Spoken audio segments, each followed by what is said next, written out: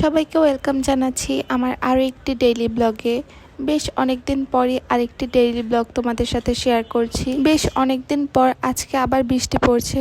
বাইরে সকাল থেকেই টিপ টিপ করে বৃষ্টি পড়েই যাচ্ছে। এন্ড আজকে আমার ভার্সিটি ছিল না। কিচেনে এসে দেখি যে আম্মু দুপুরে রান্নার আয়োজন করছে। তো আম্মুকে বললাম যে আম্মু আজকে কি রান্না করবে। এরপর আম্মু বলল যে আজকে খিচুড়ি রান্না করবে। আর এই তো সকাল থেকে এরকমই টিপ টিপ করে বৃষ্টি পড়েই যাচ্ছে। আম্মু যখনই খিচুড়ি রান্না করে প্রতিবারই একটা না একটা ভর্তা থাকবেই।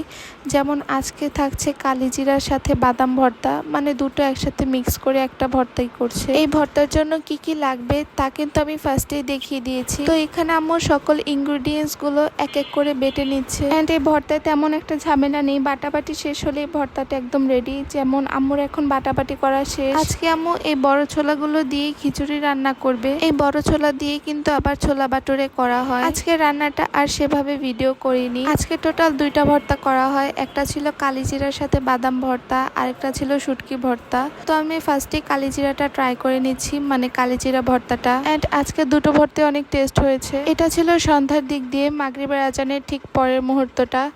আকাশটা এতটাই সুন্দর লাগছিল, পিঙ্ক কালারের সাথে পার্পল কালার অ্যাড হয়েছে। সন্ধ্যার দিক দিয়ে ভাইয়া বলছিল যে ভাইয়া নুডলস খাবে, বাট ঘরে এই নুডলসটা ছাড়া আর কোনো নুডলসই ছিল না। তো আমি ভাবলাম এই নুডলসটাই একটু ম্যাগি স্টাইলে বানিয়ে দিই, মানে ম্যাগি নুডলসটা আমরা যেভাবে বানাই। এই টাইমটাতে পেঁয়াজগুলো তেলের মধ্যে দেওয়ার সময় এতটাই ছিটছিল যে আমি রান্নাটা কন্টিনিউ করতে পারিনি। এরপর আমার আম্মু বলে দাও আমি রান্নাটা করে দিই। বলতে গেলে প্রায় অনেকদিন পরই এরকমের একটা ফুল ডেইলি ব্লগ তোমাদের সাথে শেয়ার করলাম। যারা এই ভিডিওটা এ পর্যন্ত কন্টিনিউ করেছো তারা আমার চ্যানেলটা ফলো এবং সাবস্ক্রাইব করে দিও। তোমাদের সাথে কথা বলতে বলতে এইদিকে কিন্তু রান্নাটা একদম কমপ্লিট, দেখতে অনেকটা ইয়ামি হয়েছে। এন্ড এই টাইমটাতে আমি আমার ভাইয়াকে বলেছিলাম নুডলসটা একটু সুন্দর করে নিতে, আরও এত সুন্দর করেই নিয়েছে যে আমার দেখাতে ইচ্ছে করেনি। আজকে এই পর্যন্তই।